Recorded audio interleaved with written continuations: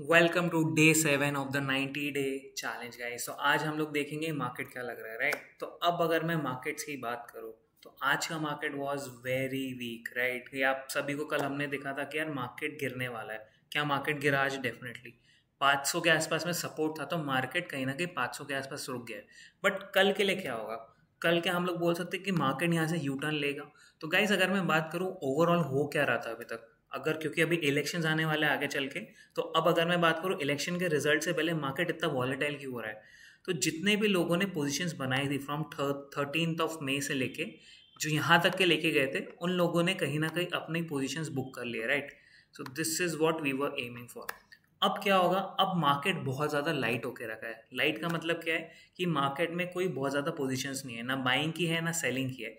तो अब इसके बाद आगे क्या हो सकता है?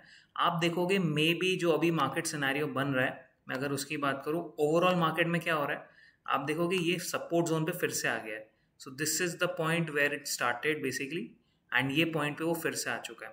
तो अब इस पॉइंट पे क्या होगा? इस पॉइंट पे बहुत मेजर सपोर्ट है। तो मार्केट अब कहीं ना कहीं ट्राई करेगा यहाँ पे रुकने का, कोई बड़ा मूव देने से पहले, क्योंकि इलेक्शंस है राउंड द कॉर्नर।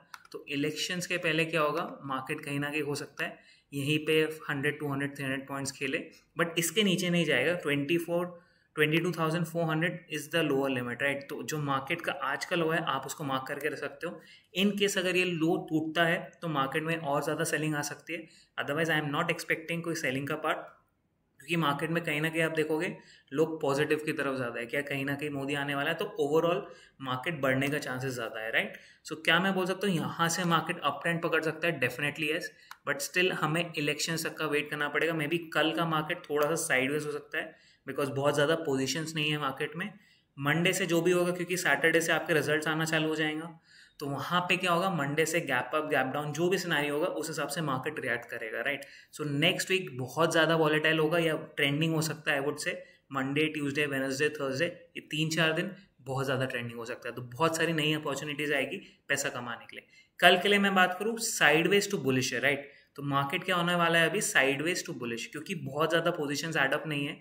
तो इसलिए ओवरऑल डेटा के हिसाब से भी मैं बात करूँ, क्योंकि आज रोल ओवर भी हुआ है, बहुत सारे लोग फ्यूचर्स बाय करके गए, तो फ्यूचर्स बाइंग का जो रोल ओवर था वो बहुत ज़्यादा नहीं था। इसलिए market is basically light, and light market is very good. क्योंकि अगर एक ट्रेंडिंग मूव बनता है ना लाइट मार्केट में, तो मार्केट में अगर बहुत अच्छी खबर आ गई, मार्केट बहुत बढ़ सकता है। बहुत बढ़ सकता है मतलब यहाँ से 1000 1500 पॉइंट्स बढ़ सकता है।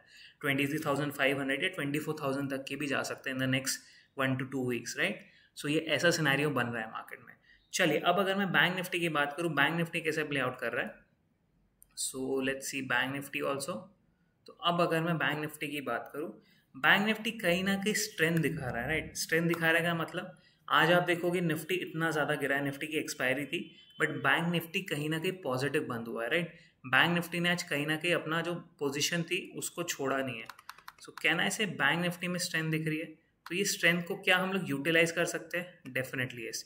अब जैसा हमने बोला कि यार एक इंडेक्स अभी स्ट्रेंथ दिखा रहा है, सेकेंडली निफ्टी का ऑलमोस्ट सपोर्ट जोन आ चुका है, तो क्या हम इसको कुछ रियलाइज कर सकते हैं? डेफिनेटली।